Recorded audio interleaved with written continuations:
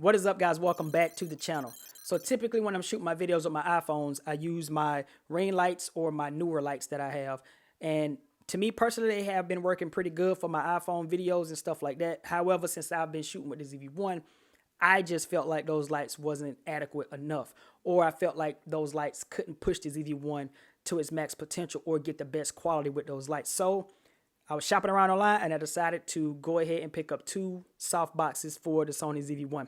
So in this video today, that's what we're going to be talking about. I'm going to show you guys where I got these bad boys from. We'll go over a little bit of the unboxing experience. We'll just chop it up, talk a little bit about these lights, and we'll go from there. All right, stay tuned. So like I said, I was shopping around on Amazon and eBay, but I decided to get them off of eBay because I'm still an old school eBay user. I know a lot of people, prefer Amazon, but I'm still like okay with eBay. So I grabbed these two lights, these two soft boxes off eBay for about 60 bucks. The name of them are Kshioe. I hope I'm saying that right. If I'm not, just correct me in the comment section below. But they ran me about 60 bucks. I will make sure I throw a link up in the description for you guys in case you are interested. One of the main reasons I got these lights is, like I said earlier, I wanted to make sure that I could push my ZV-1 to its max and give it every, possible thing that could help aid the ZV-1 and pushing and getting out the best quality possible, right? If that just made sense. So that's why, I actually picked these lights up. And the reason I wanted to show them to you guys is because there could be a few of you who are on the fence about, upgrading lights or wanting to start a YouTube channel and, just kind of want to know what other people are using. So I wanted to show you guys that, you don't have to go out and spend, X amount of dollars, up in the high hundreds, thousands for Godox lights or whatever the case. You could just get you some nice, cheap soft boxes to put in your area, especially if you're shooting in a small area. I'm not saying I'm in a small area, but my area in my office that I use for my YouTube videos is pretty small compared to the rest of my office. So I think two soft boxes will work and do the trick for me in the situation I'm in. So I just felt that showing you guys the lights, it could also inspire you and or help you decide on what it is that you want to do with your office or studio. So the lights that I got, like I said, were Kshioe. As far as the unboxing experience goes, it comes with two soft boxes. It comes with the stands. It actually even comes with a carrying bag. It has every single thing that you need, power cords and everything that you're going to need in order to get them up and running.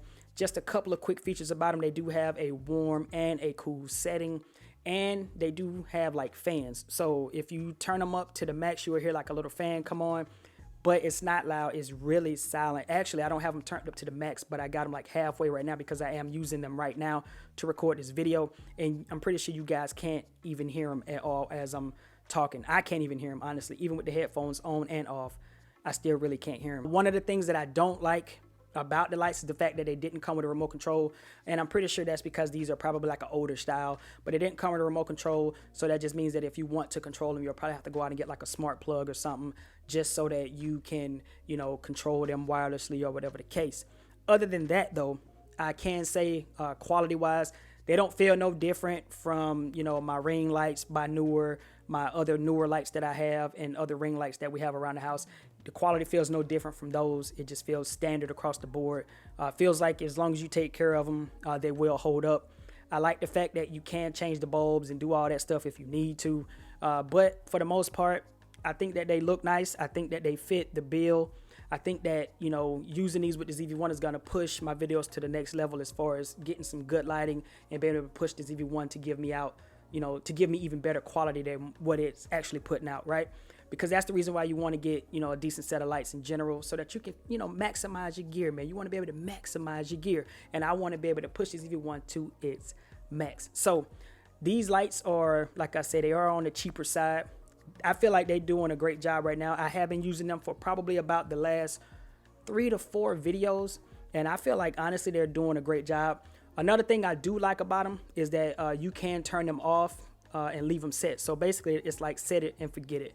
Even though they don't have a remote control, you can still set the lights, get them to where you want them, keep your camera in place, do everything you need to do, get everything set up, and you can just shut them off. And once you turn them back on, they'll always be there in that same setting or whatever the case. You don't have to worry about redialing them in and doing all that. You can just leave them. So like I said, it's just a cheap set of lights, nothing over the top. I really do think that they are affordable, and I think for the price and what you get as far as the contents of the box, everything that comes with them, the output that the lights is giving off, the quality that's given off, You know, everything that you get with that for the price, I think you really can't beat it. I do think the only downside to some people may be the fact that it does have that little fan noise. It's very faint though. Let me tell you, it's very, very faint.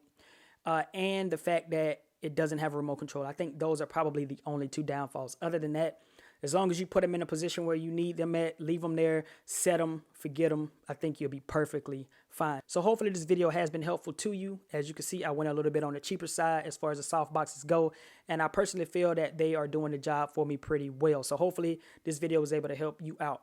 Also, before I go, I just want to say make sure you stay tuned, because in one of my next videos, I will be showing you guys how to connect your USB microphone to your Sony ZV-1. And with that being said, it's been your man Jay, and I'll see you guys in the next video. Peace.